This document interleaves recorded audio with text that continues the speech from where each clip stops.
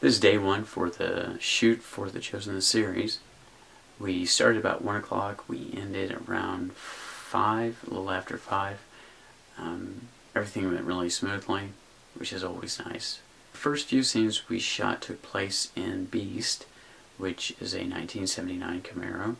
Yes, he has a name. Yes, he is a character in the series.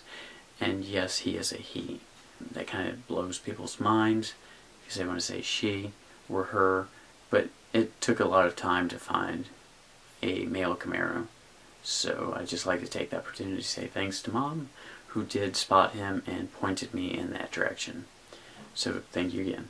Like I said, we ended up shooting the first few scenes in the car, and that meant that Stacy would be in some contorted positions while he was running the camera. So thank you very much, Stacy. Camaros are not built for storage space or legroom. They're built for style, and personally I'm okay with that. The thing that surprised me the most, though, was how much traffic there was between the time we shot. Those scenes was probably like between 1 and 2:30, 3 o'clock, something like that. There was a lot of traffic, and it's on a Wednesday. So it's like, why the fuck is there so much traffic? Why is it so busy? Even the residential areas that we were cruising around through were busy, and that's just fucking insane. So that was a little bit of a shock. That made getting those scenes done a little tricky at points, but we managed.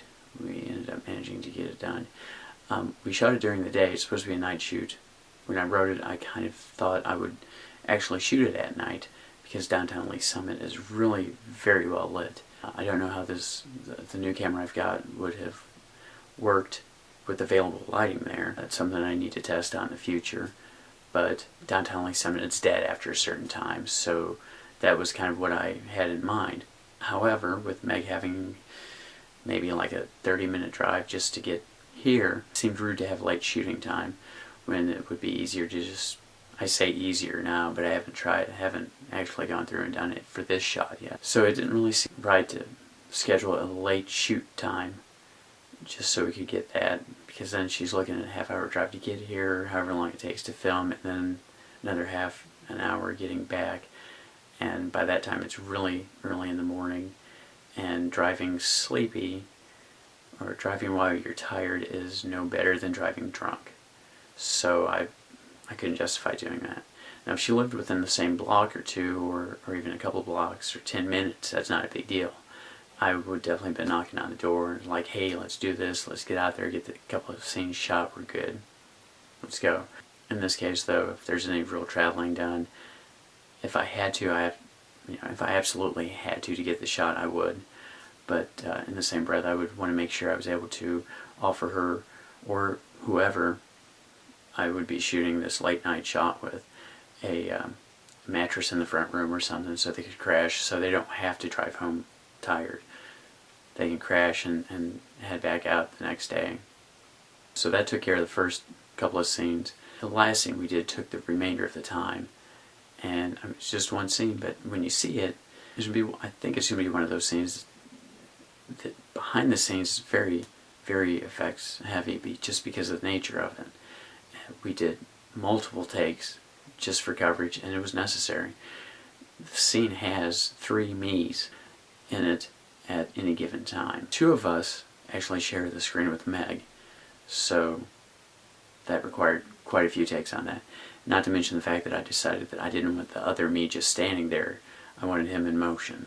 So that added to the complexity of the shot. But I think once it's all done and thrown together, it's going to look really amazing. It's also going to be one of those shots that people don't realize how much time it took to get and work on to make it look right. And that's fine, that's the nature of special effects. If you do it right, it should be invisible. Nobody should know. They should just be like, wow, that was pretty fucking cool. And then you go on to the next scene. You know, that's part of the story. Again, it's one of those, I know I shot myself in the foot a number of times because this is a magical world that the story is taking place in. So that means for me, I want to see magic, and if I want to see magic, that means I'm going to throw it in there so that you as a viewer can see it. Fair is fair. It's really going to, I think it's going to turn out really well, though. I haven't looked at all the footage yet. It's still rendering. Tremendous amount of time spent rendering it. So that took care of really the filming for us for the day. And a lot of, we had to stop a number of times because people decided they were going to dispatch lawnmowers and just, like I said, again, the traffic. We had airplanes going overhead. I'm pretty convinced there were a couple of people down the street that were queuing these distractions to show up. Like, okay, they're getting ready to shoot, cue the old lady walking down the street, you know. So, you know, what are you going to do, though? You work around it the best you can. The thing that was a big help was the place markers that I made. Just made a couple of T's that were about 6-7 inches on each arm of the T that could be tossed on the ground, and there you go, that's where you're standing at. Made them out of some hardboard, which is something you can find at just about any lumber yard store type of place. I mean, it's, you know, go to Lowe's or Home Depot or something. It's not really expensive. You get a really good sized sheet, and I ended up getting a number of different things made out of that, so that worked out really well. And it worked amazingly well to keep in mind where these different versions of me were going to be at in the scene. It really eliminated any guesswork because the camera didn't move. It's tripod. That's what you do with effect shots. It's not going anywhere. The actors, if they move, you can really remember where you moved or which direction, but the starting point is the key. And thankfully, because of the place markers, that removed a lot of guesswork from it, so that was nice. And that takes me to my final point, is the key, I think, is every time just be prepared. And that goes for anyone, from the actor, director, producer, the writers, the people that bring the food, whatever, whoever you happen to be on the set at that point. Just be prepared, you know, and I can't stress enough, be prepared for it. You know, read the script, know your lines. This is crucial because if you read the script, you won't be surprised. There's no surprises. Everything's in there. You don't have to read between the lines. It's all there. The script tells you what we're doing. So, and the pros fucked this one up too. At least I know one story where a pro fucked it up. Kate Capshaw in Indiana Jones and the Temple of Doom. There's a scene where her and Indy are walking through a cavern that's just covered with bugs. And she's got to reach through this thing at some point to trigger this mechanism that's going to stop this death trap from killing Indy. And she didn't read the script. You know, she didn't know there was going to be this scene with all these bugs. So I imagine it was one of those. They gave her the script, told her, you know, she's in, she gets the script, and it's a common thing to be like, so what do you think? You know, what do you think of the story? What do you think of your character? Whatever. Just, you know, so what do you think?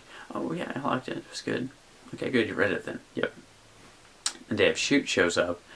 She freaks fucking out because these bugs are crawling on her. I mean, who wouldn't, really? But she'd read the script, she would have known. So even the pros fucked that one up. So be prepared. That means read the script, know your lines. You don't have to have them memorized, but just know them. Know the lines. Because maybe there's a word or two you need to change because you have a hard time saying it. Or you know that if you say it, you're going to start laughing because there's something you associate with it. Unless that's what we're shooting for. Or anybody, not just me, but anybody doing it. Have your costume, have your props, unless you happen to have departments, a wardrobe department, a prop department, in which case that's their fault. That's something they're supposed to be thinking of and worried about. But at this level, I don't. Show up. Showing up is crucial. If you're not going to show up, let people know. You can't just not show up, especially if you volunteered for this.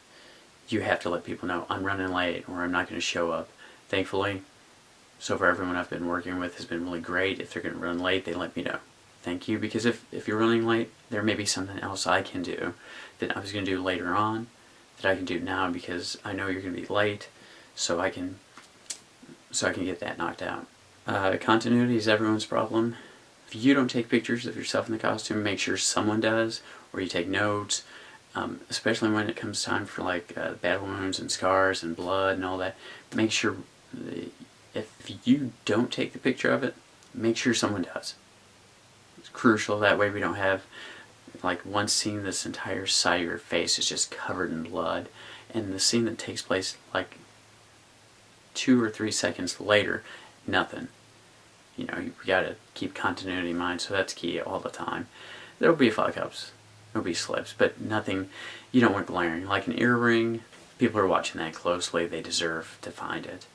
But having the costume on backwards in a scene or upside down, the pros fuck this one up too.